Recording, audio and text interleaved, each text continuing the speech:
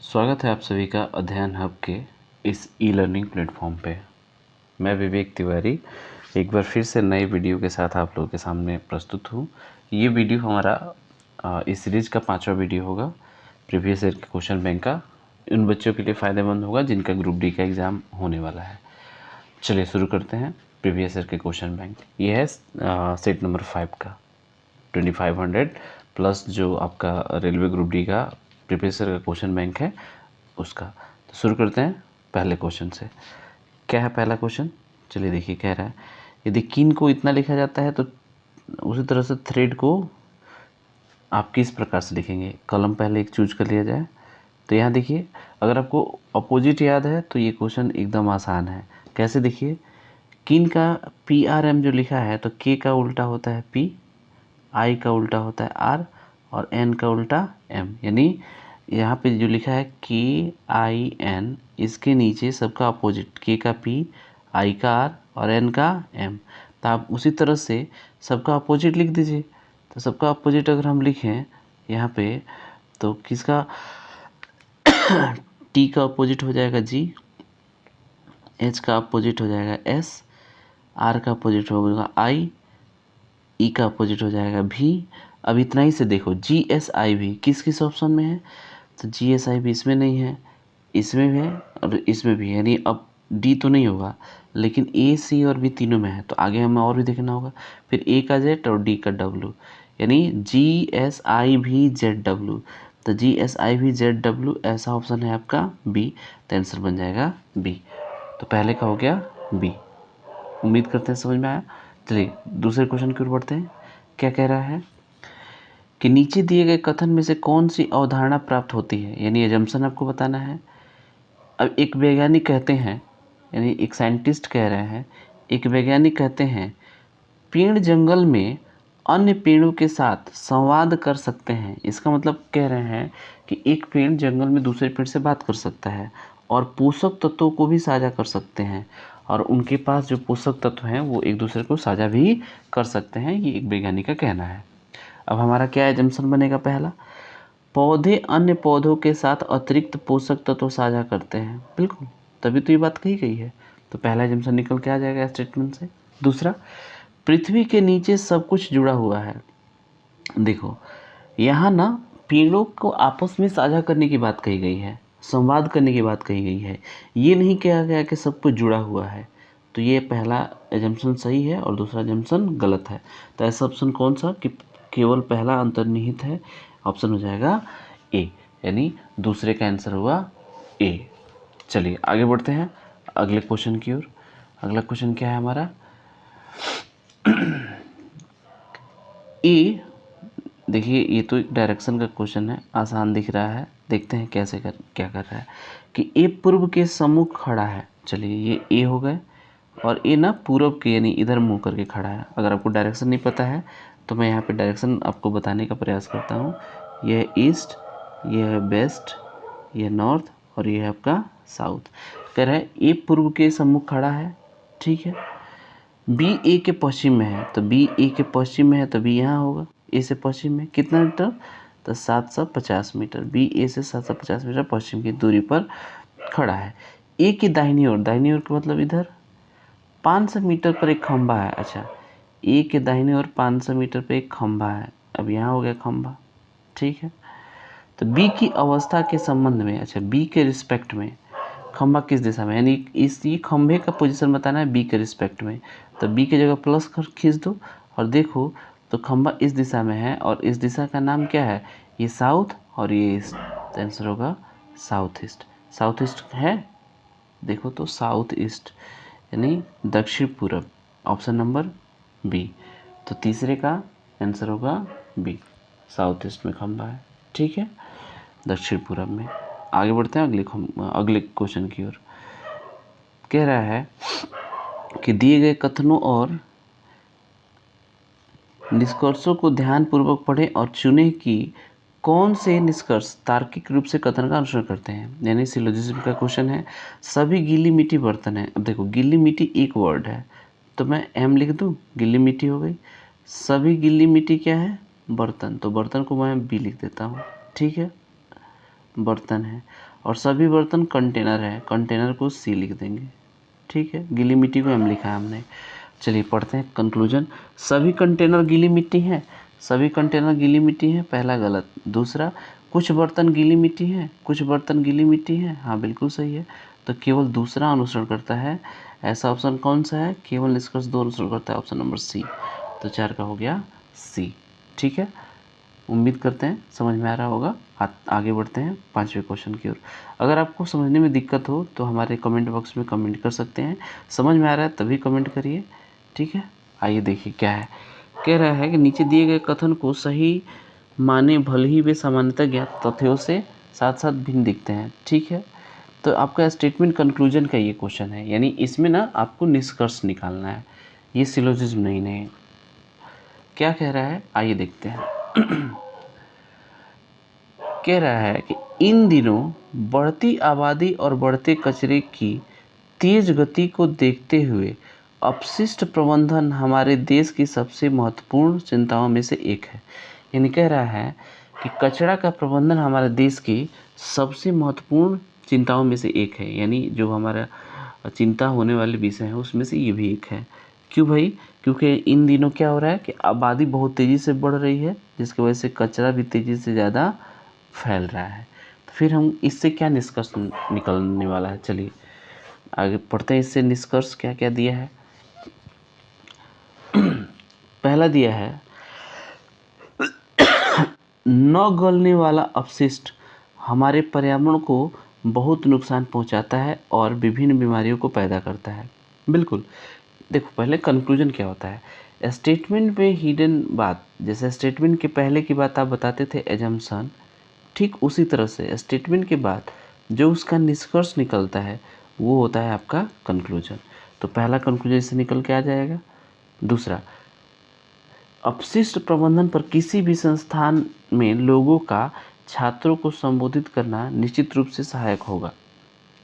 देखिए एक तो बात कहा है कि ये मेन समस्या है, तो समस्या के समाधान के लिए ही तो हमें कुछ वर्क करना होगा।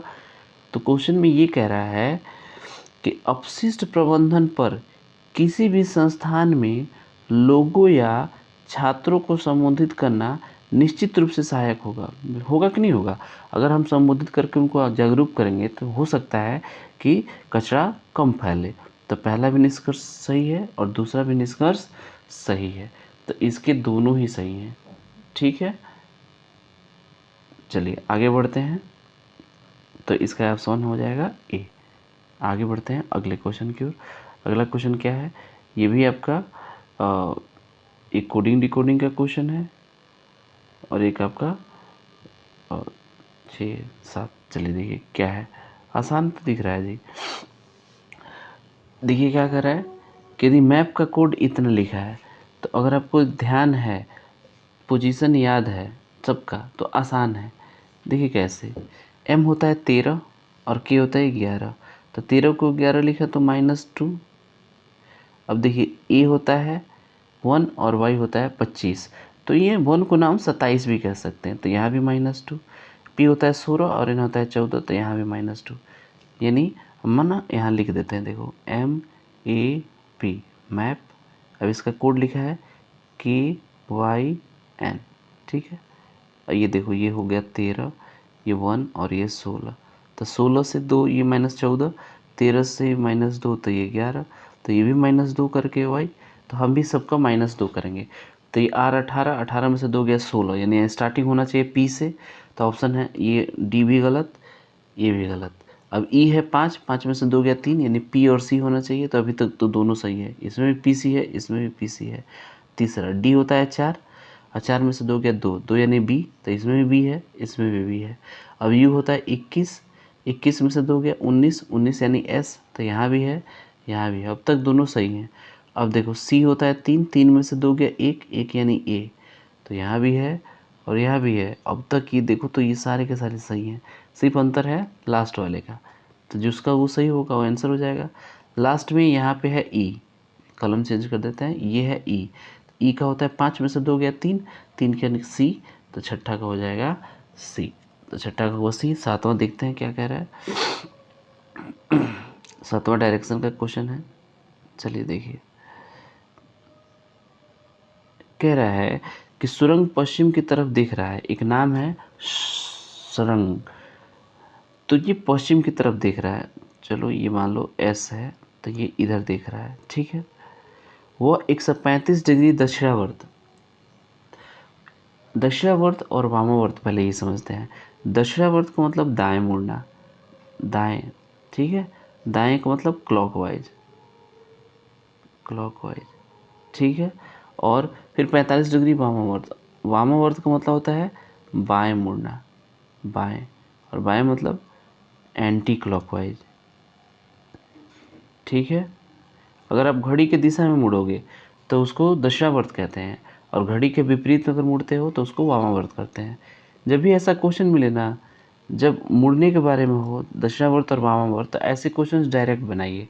तो देखिए दक्षिणावर्त ने राइट में मुड़ा है 135 डिग्री, वामावर्त ने लेफ्ट में मुड़ा है कितना डिग्री, 45 डिग्री। दोनों में अंतर कितने का, तो 135 में से 45 घटा देंगे तो 90 डिग्री का अंतर बचेगा। तो 90 डिग्री किधर, तो 90 डिग्री जो बड़ा है उधर, तो राइट वाला बड़ा है। तो जिस स्थिति में था वो, वहाँ से 90 डिग्री मुड़ जाइए। कलम चेंज करके फिर से आपको समझा रहे हैं। इन दोनों का अंतर हमने निकाला, तो दोनों का अंतर कितना आया, 90 डिग्री आया है। यानी 90 डिग्री ये राइट वाला लेफ्ट वाले से बड़ा है। इसका मतलब क्या हुआ कि वो जिस दिशा में था वहाँ से 90 डिग्री राइट मुड़ जाएगा, तो अब वो नई दिशा में पहुँच जाएगा। जैसे कहा था कि वो अब किस दिशा की तरफ दिख रहा है, तो वो यहाँ से 90 डिग्री मुड़ेगा, तो वो किस दिशा में देखेगा, उत्तर की ओर देखेगा। तो ये नई दिशा यानी नॉर्थ में देखेगा, ठीक है। उत्तर ऑप्शन में है क्या, उत्तर ऑप्शन में है डी, तो सातवां का हो जाएगा डी। और नई दिशा, जैसा कि हमारा आप सब जानते हैं, जो नहीं जानते हैं जान लें कि नई दिशाएं के नाम से सिवान में हमारा ऑफलाइन क्लासेस चलता है, नई दिशाएं कोचिंग सेंटर के नाम से, ठीक है। तो आपको अगर निश्चित रूप से सफलता पानी है और सभी विषयों के विशेषज्ञों के साथ साथ सीखना है, तो आप नई दिशा में आके सीखें। आपको इंडिया लेवल के फैकल्टी आपको मिलेंगे जिन्होंने बड़े शहरों में पढ़ाया है, और वो सिवान जैसे छोटे शहर में आके अपना खुद का एक ब्रांड स्टेबल किए हैं। अब तक 500 से ज़्यादा रिजल्ट्स हमारे यहाँ से हो चुके हैं। तो सबसे ज़्यादा रिजल्ट आपको नई दिशाएं से मिलेगा, और बाकी आप आएंगे तो और जानकारी आपको दी जाएगी। चलिए आगे बढ़ते हैं, देखते हैं अगला क्वेश्चन क्या कह रहा है। 8वां नंबर क्वेश्चन कह रहा है, 8वां, कि उस विकल्प आकृति का चयन करें जो प्रश्न आकृति की श्रृंखला को पूरा करेगा। ये ना एक सीरीज है, तो सीरीज के अकॉर्डिंग हमें देखना है कि आगे क्या होगा, तो इनमें आपस में कुछ ना कुछ रिलेशन होगा। तो अगर हम देखें तो इसका नहीं एग्जैक्ट अपोजिट दिख रहा है, यानी इन सब का मुंह इधर की तरफ है लेकिन इन सब का मुंह इधर की तरफ है। तो अगर हम यहाँ पे मिरर वाटर में इसको देखें, हम पानी में, ये जो फिगर है इसको हम पानी में देखें तो क्या ऐसा नहीं हो जाएगा, बिल्कुल हो जाएगा। यानी हम ये कह सकते हैं इसका ये वाटर इमेज है। क्या है, वाटर इमेज। गौर से देखिए आप लोग, पता चल जाएगा। तो जब ये इसका वाटर इमेज है तो इसका भी वाटर इमेज यहाँ होना चाहिए। तो इसका जब वाटर इमेज दिखेगा तो ये उल्टा यानी नीचे की तरफ एरो का मुंह हो जाएगा। तो नीचे की तरफ एरो का मुंह किस ऑप्शन में है, ये ऑप्शन नंबर सी में है, सी में ये नीचे की तरफ हो जाएगा। और ऑप्शन नंबर सी किस में है, बी में। तो 8वां कैंसिल हो जाएगा बी, ठीक है। आगे बढ़ते हैं 9वां क्वेश्चन की ओर। 9वां एकदम आसान है, कह रहा है 20 वालों को चुने, जो अलग है उसको चुन लेना है, ठीक है।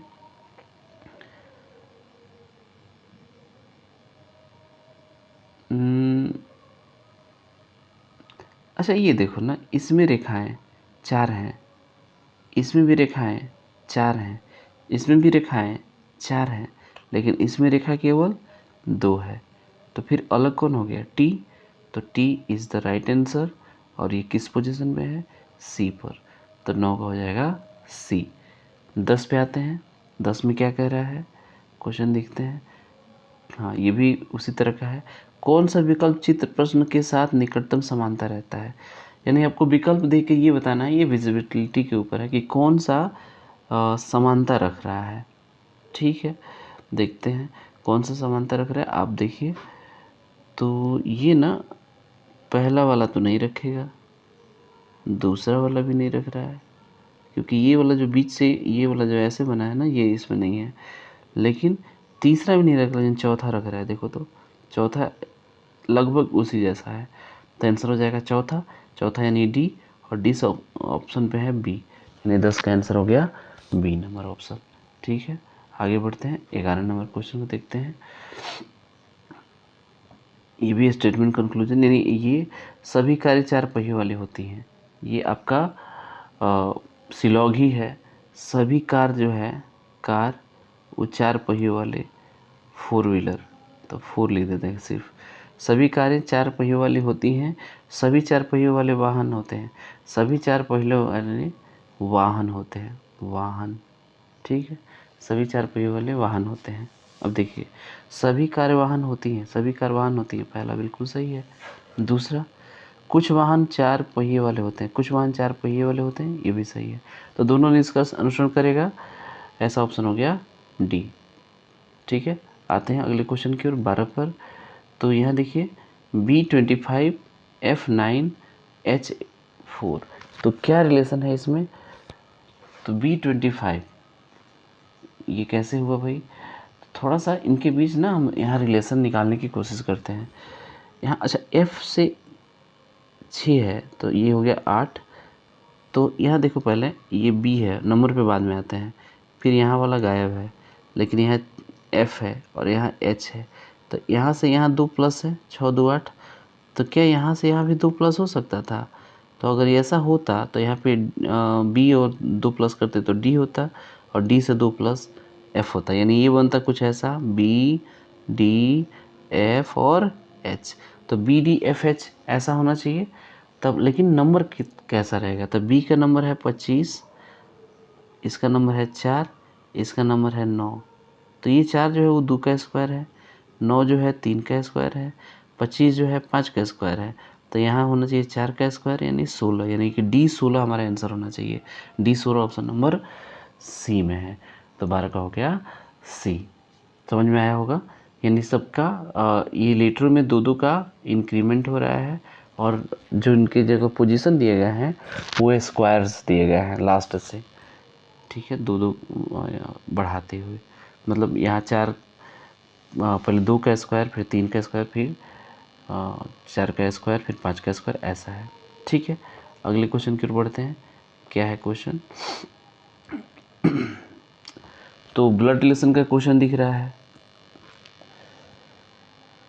क्या कह रहा है? जो एक तस्वीर को इंगित करता है, जो एक तस्वीर को इंगित करता है और कहता है यह मेरी माँ, यानी जॉय की माँ की बहन। तो माँ की बहन कौन होती है? मौसी। मौसी के पति मौसा, मौसा है, यानी जॉय के मौसा। तस्वीर वाले व्यक्ति का जॉय से क्या संबंध है? तो मौसा जी हैं।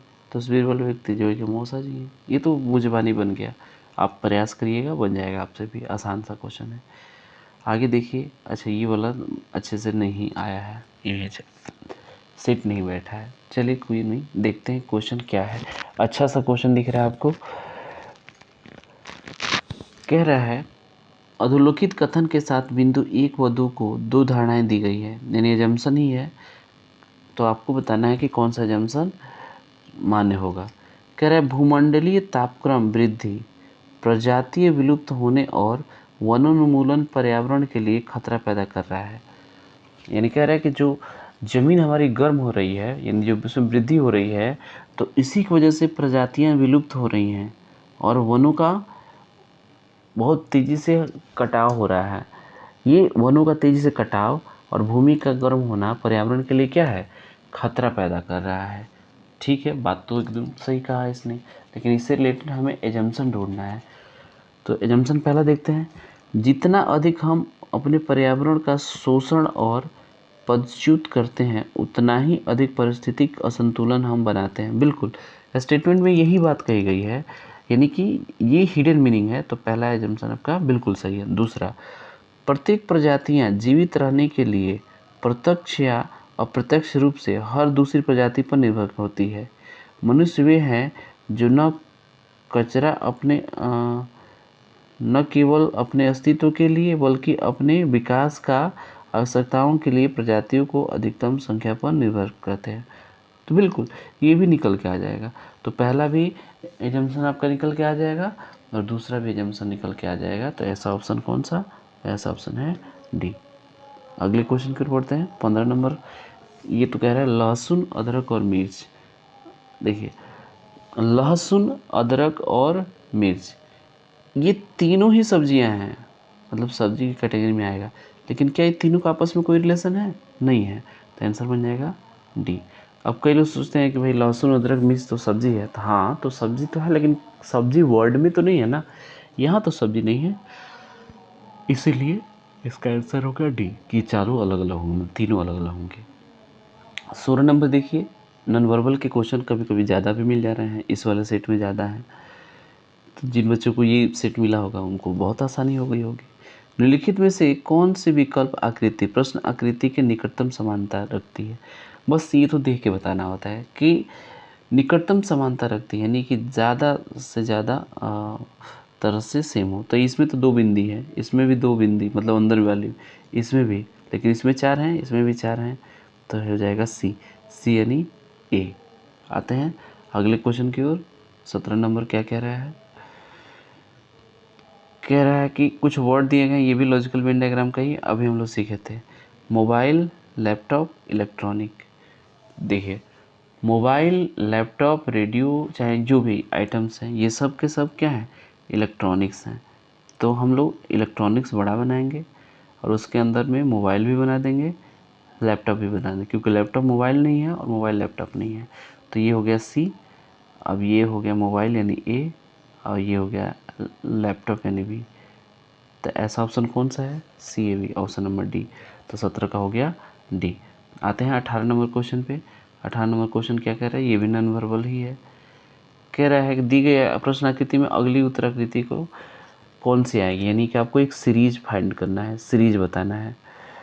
तो अगर हम गौर से देखें तो ये नीचे वाला उसी तरह से यहाँ भी है, उसी तरह से यहाँ भी है, तो बिल्कुल इसी जैसा फिगर नीचे आगे भी होना चाहिए। तो ये गलत और ये भी आपका गलत। तो आंसर बनेगा बी और सी में। तो बी और सी में आंसर बनेगा, तो कौन सा बनेगा थोड़ा सा गौर करके देखते हैं।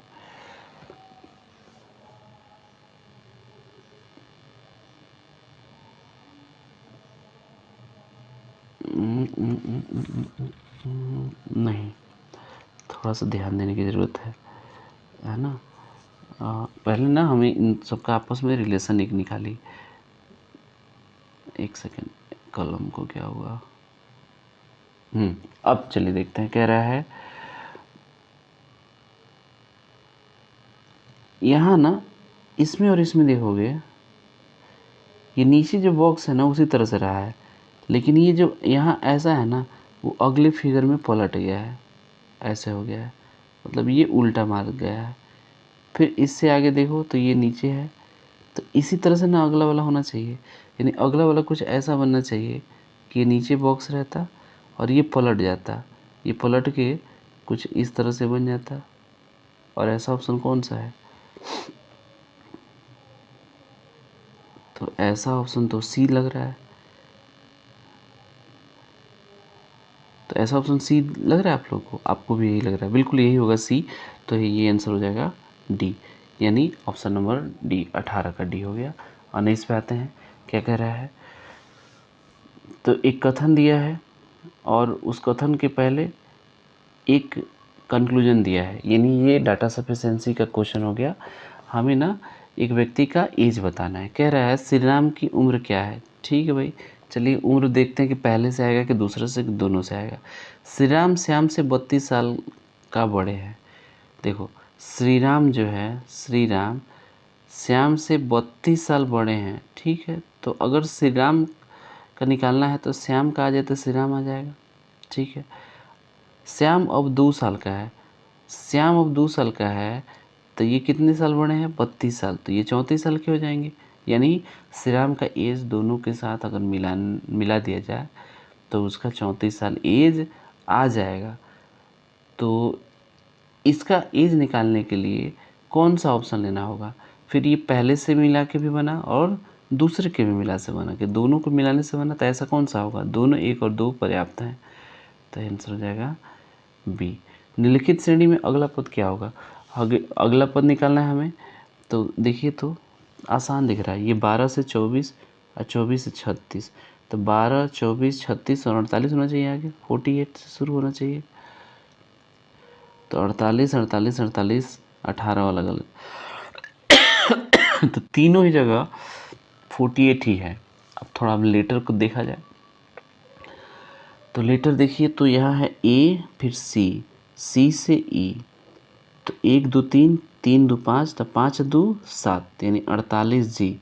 अब देखो 48 एफ वाला गलत, 48 एफ वाला गलत, 48 जी यानी ऑप्शन नंबर बी।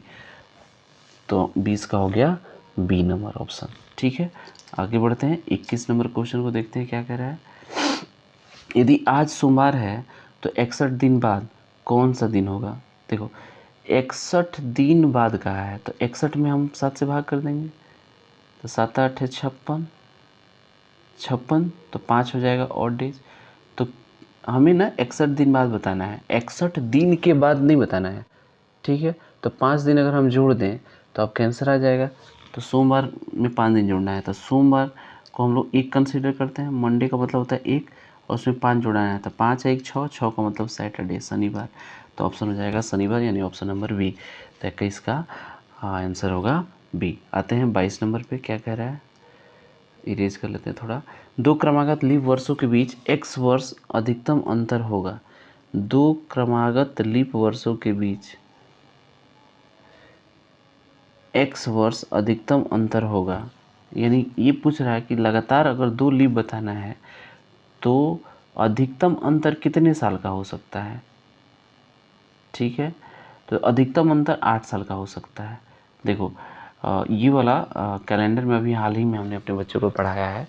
आपने अगर अच्छे से पढ़ा होगा ना तो ये चीज़ कंसीडर करिएगा। एक पॉप ग्रेगरी ने जो कैलेंडर बनाया था ना, उसमें एक जटिल कैलकुलेशन इम्प्लीमेंट किया था, और वो कैलकुलेशन की वजह से जब कोई सेंचुरी ख़त्म होती है तो उसका लास्ट का वो वर्ष जो होता है सेंचुरी, जिसको हम लोग शताब्दी वर्ष कहते हैं, वो लीप हो भी सकता है, नहीं भी हो सकता है।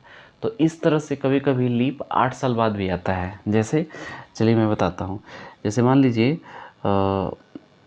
1896 है, अब 96 के बाद 1900 आएगा। अब 1900 लीप वर्ष नहीं है, ये साधारण सा वर्ष है। कई बच्चे इसको 1900 लीप कह देते हैं, तो ये लीप नहीं है, साधारण है। फिर इसके बाद जो आएगा वो 1904 होगा।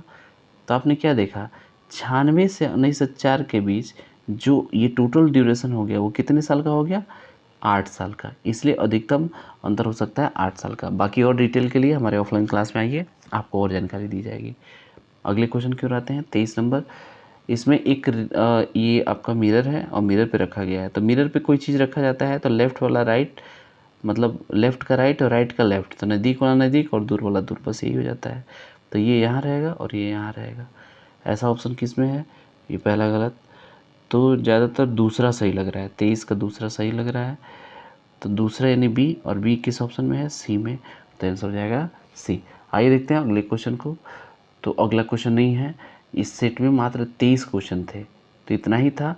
अब हाँ, मैंने ना पिछले सेट में आपको एक क्वेश्चन दिया था बनाने के लिए, कहा था कि आप लोग बनाइए और उसमें कितने आयत थे। तो आप लोगों ने से अभी बहुत सारे बच्चों ने पूरा वीडियो देखा ही नहीं है, तो वीडियो देखिए और फिर बताइए। वैसे उसका आंसर 23 होना चाहिए, टोटल आयतों की संख्या उसमें काउंट करना था, तो उसका ऑप्शन होगा डी, 23 टोटल आयत होंगे। कैसे होंगे आप एक बार गिन के देखिए, नहीं बने तो भी कमेंट करिए, हम आपको गिन के भी बताएंगे। तो आज के लिए इतना ही। वीडियो पूरा देखने के लिए बहुत बहुत धन्यवाद।